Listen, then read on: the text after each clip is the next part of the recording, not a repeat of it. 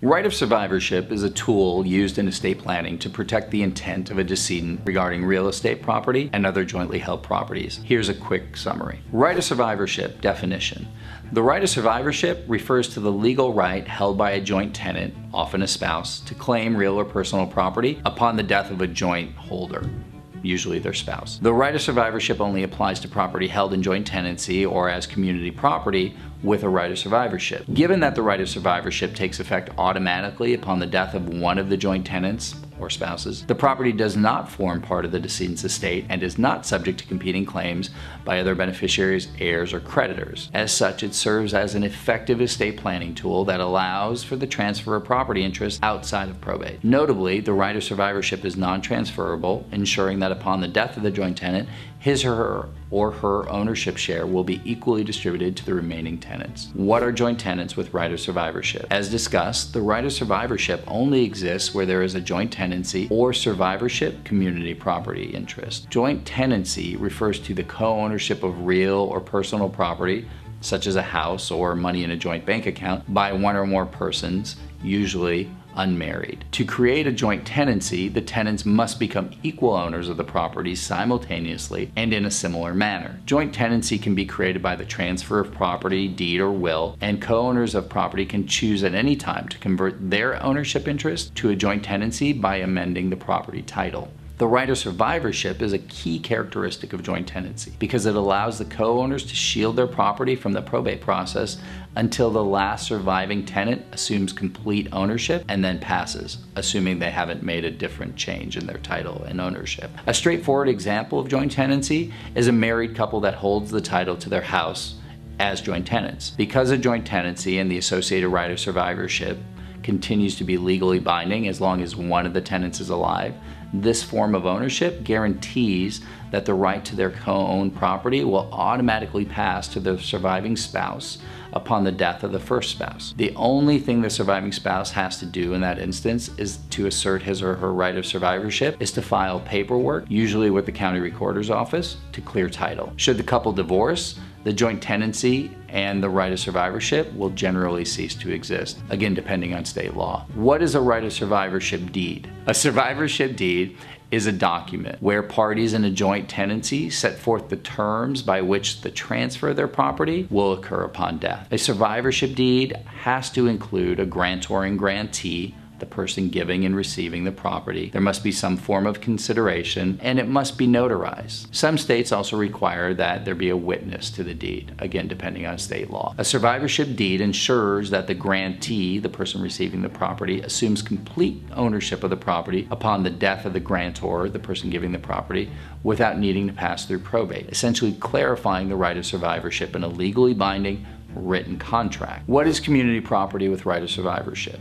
Community property with right of survivorship or survivorship community property is an alternative to joint tenancy or tenancy by the entirety. Take note that in states that uphold community property with the right of survivorship, like California, Nevada, Arizona, tenancy by the entirety isn't available. Survivorship community property functions similar to a joint tenancy between spouses in that it ensures that the surviving spouse automatically assumes complete control and ownership of that community property asset upon the spouse's death without needing to pass through probate. This transfer of ownership is simple, again generally only requiring that the surviving spouse fill out a form and submit it along with a death certificate to the institution that records ownership. In the case of real property, again usually the county recorder's office. If it's a financial account, then the bank or financial institution. What are the tax implications? While we are not a tax firm and this is not tax advice, generally taxes due on gains from the sale of property will depend on the type of ownership that was in place when the decedent died. In the case of property held in joint tenancy, the fair market value of the property at the time of the decedent's death will be used as the basis for the value of the property. Thus, a surviving tenant will hold his or her original ownership interest based on the initial property value plus an inherited interest that is calculated on a stepped-up basis as to that half. In contrast, where property is held as community property with right of survivorship, the value of both shares, the deceased spouse's share and the surviving spouse's share, will be stepped up. The value here in holding title this way is that the fair market value of the property at the time of death will be stepped up to apply to both spouse's shares. Given that community property with right of survivorship bypasses probate, the cost to the surviving spouse is avoided. He or she will owe taxes only on the difference between the sale price and the fair market value at the time of death, if the property is sold. Moreover,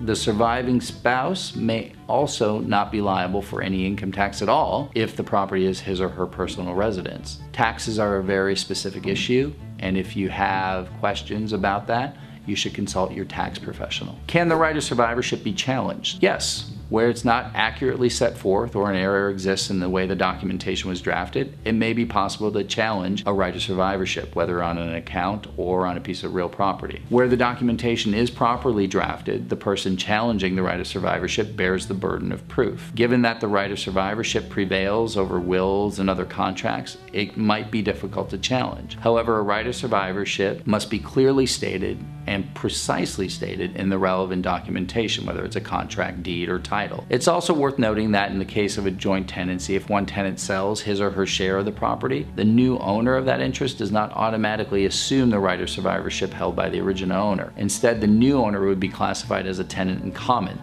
That joint tenancy would have been broken by that transfer of that joint tenancy interest to someone outside of the original joint tenancy, and therefore it would not carry a right of survivorship. Can I contest a joint account that has a right of survivorship? Yes. In the case of a joint account with right of survivorship, the right must be clearly documented. Where it's unclear whether the right of survivorship was intended to be attached to a joint account, evidence of joint use must exist. If this is not the case and there's no issue with the relevant documentation, someone may be able to contest the right of survivorship by showing that the surviving account holder never used the account. For example, that they deposited funds into the account.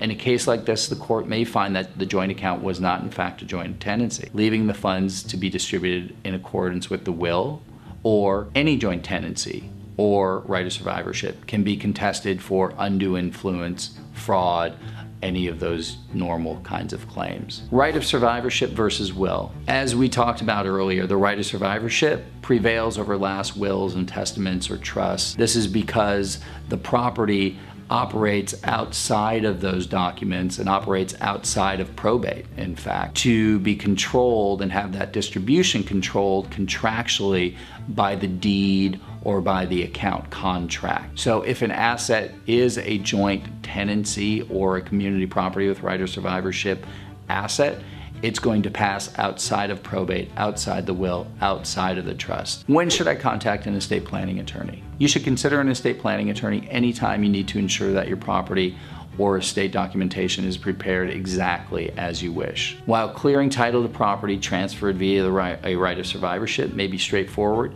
you might consider contacting an estate planning attorney to make sure the transfer is performed correctly. In some instances, title may not be cleared correctly the first time and interest is transferred, leaving a cloud on title for the transfer later. In addition, you should contact an estate litigation attorney anytime you feel a joint account wasn't set up the right way, or perhaps was the product of undue influence, fraud, or incapacity. Do I need an estate litigation attorney near me? We always recommend finding an experienced litigation attorney familiar with the county probate court where the action is going to be heard. For example, if the action is going to be heard in Los Angeles, we recommend working with an estate litigation lawyer in Los Angeles. That Los Angeles lawyer will generally be more familiar with the Los Angeles probate court than an out-of-state or out-of-area attorney. Have questions? At RMO, we protect people like you every day. Call or email us anytime. The consultation's always free. Thanks for watching.